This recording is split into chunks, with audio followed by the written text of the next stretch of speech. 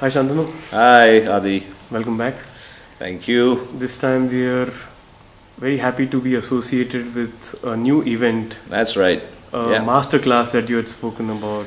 Yeah, it's a good concept brought about by our good friends at UBM, and it's the project is or the series is called Soundathon, and I will be conducting the first masterclass for a 1 week period, and it's going to be extremely intensive, not just for the people who are coming in, but for me too, because we are going to be going through the nitty-gritty of the workings of a proper professional studio, starting from scratch as to the explanation and the layouts of a typical analog world-class studio, then discussing the music that we're going to be recording with the band members, discussing the kind of direction that the band would want to take,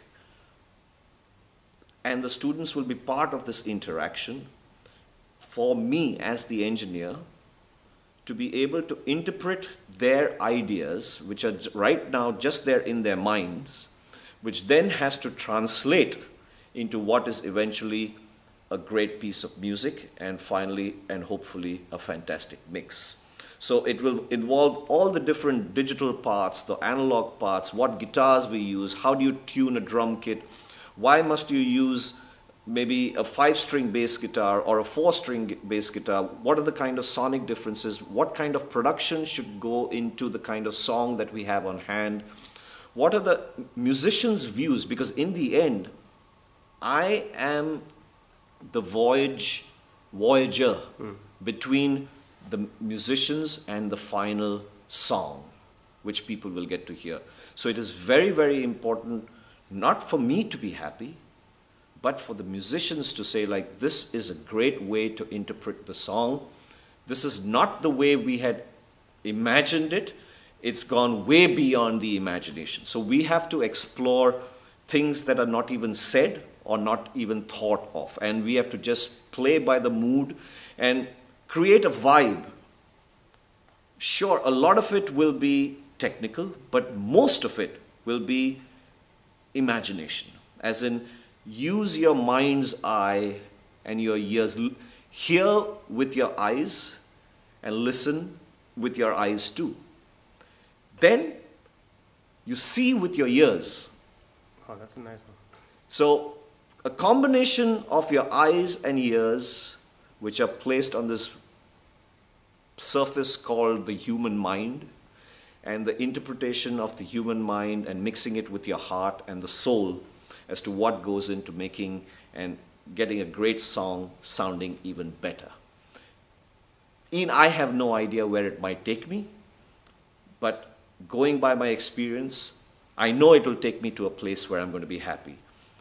And I want the students to be able to be part of that. And I'm going to be talking right through the whole process, and not just explaining verbally, but explaining verbally with example. So I think it's going to be a very, very intensive, and it's basically there to improve skill sets, change philosophy. A lot of times we might not be talking about music at all. We might be talking about the kind of people that we are, because the kind of people that you are is what determines what you do. Okay. So there is a philosophy behind sound. It's not just technical. If you had to look at things technically, I'm probably one of the weakest engineers going. But my forte and my strong points is to actually interpret the vision. As I'd said in one of my Sudeep audio videos, it's like, it's the mind's eye. You know, I see music in terms of colors. I see a mix as in a painting. A little bit of gray, a little bit of green. There are different hues of different colors. So what hues do you create with a guitar sound? How can a rhythmic instrument like a drum or drum kit be a musical instrument? It is a musical instrument. It's not just a percussive instrument, because it can create notes. So how do you tune a drum kit? We have fantastic drummer Jairao Kavi, who's going to be with us on that set. And he's great with all this kind of stuff. So it's going to be the musicians also talking to the students. Okay. It's not just me talking to the students. So the engineer will get, or the people who are attending will get a beautiful, rounded view and insight into the actual workings of making a song. It doesn't have to be a film song. It doesn't have to be an Indian classic. It's basically a song. The principles and the philosophy behind making music is actually the same. It's just the genres which are different. So it doesn't matter what the genre is. It's the philosophy behind the song, which is what is important. And the reason why I've chosen this band on this particular project is because it's not vocal based. So it does, which means if you had to put vocals onto it, it could be in any language. It's rest to your imagination.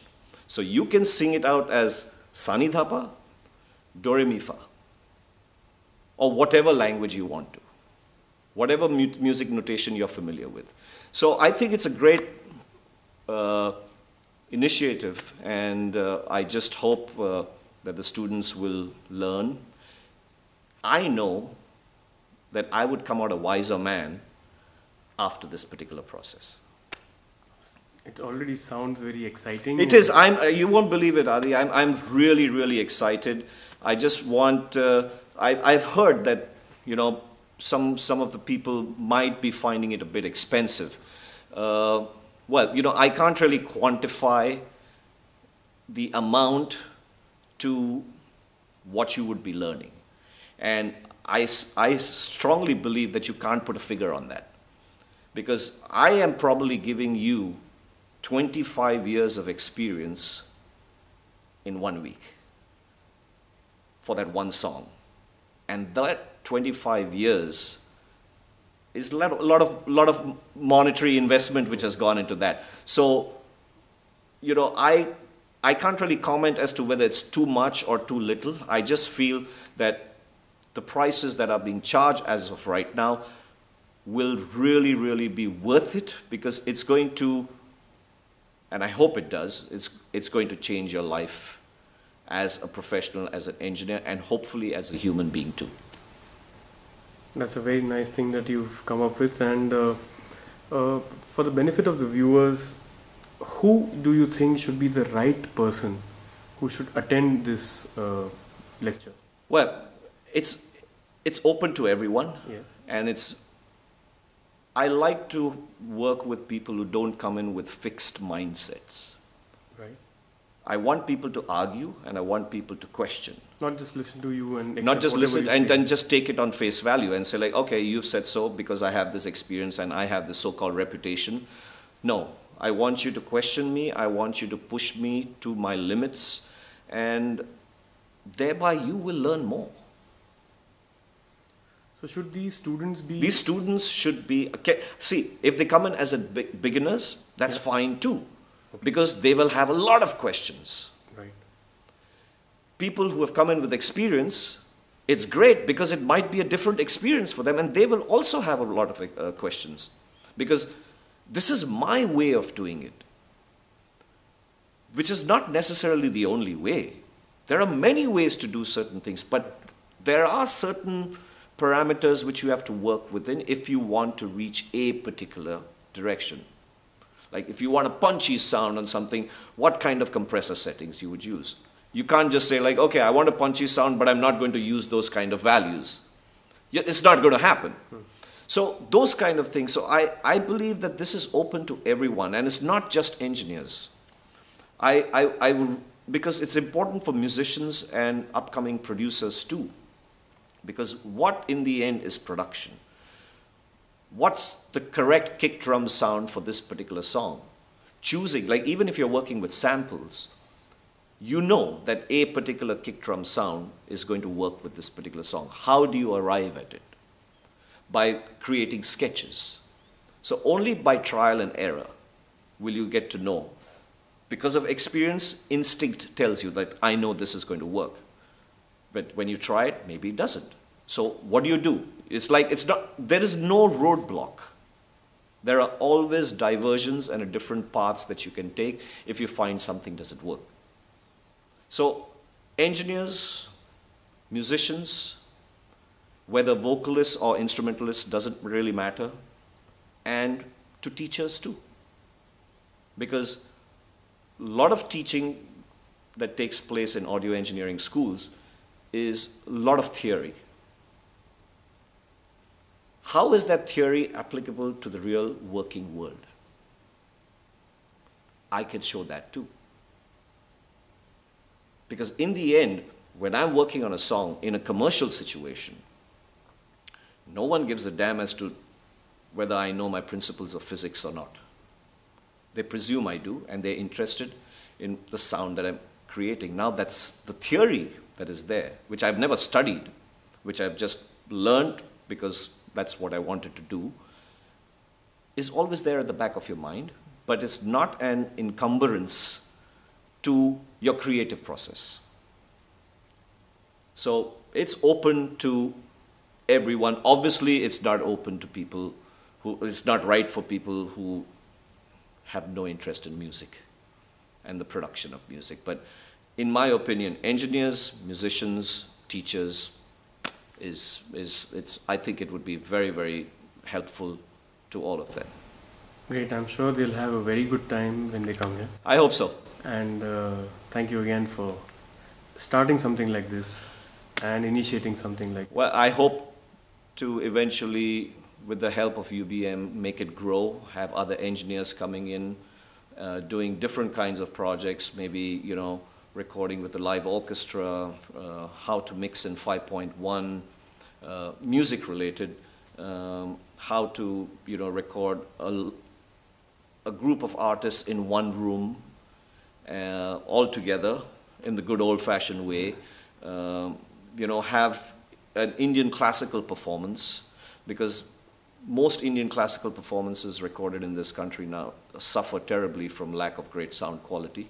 So how does one do that? So we get in the masters of these particular crafts to come in and hold these particular sessions. So I hope that, you know, this being the starting block, and I hope it does kick off into a Usain Bolt kind of situation where we have a fair amount of people over a period of a year for many years to come. Thank you. Cool. Hi guys, this is Abhishek Anil. I've been working at Yashra Studios with Shantanu for past 9 years, and I'm here to tell you a little bit about how it was working with Shantanu for so long, and it's been an amazing ride with him. I'm still learning from him, and every day it's a different experience, and more than just the engineering part, you also need to learn how to handle your clients, how to get inside their head and what they're looking for, which this Soundathon will also help you do, and how to make your artist as comfortable as you can, at the same time please yourself and your artist. So I hope to share my knowledge and what I've learned from him and from other people with you at this Soundathon. See you there. Hi, I am Mansi Tare.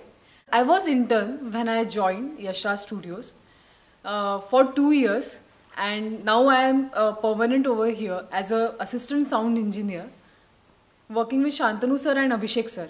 As I haven't done any course, engineering course from any other engineering schools, but I never felt like that, ki I have not done any course and I don't know anything, because thanks to Abhishek sir and Shantanu sir, they taught me from basic of sound.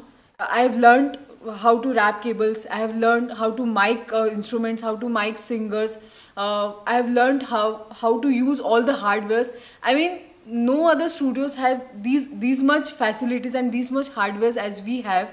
They have taught me everything, like why we are using this mic, why we are using this hardware, this reverb for this particular singer, because there is no perfect rule or there is no constant rule ki we are using this for this singer only and we can't use for other singer. So yeah, all of this fun. I have been here for 3 years, and yeah, I'm still learning from Shantanu sir, because every day is new for me.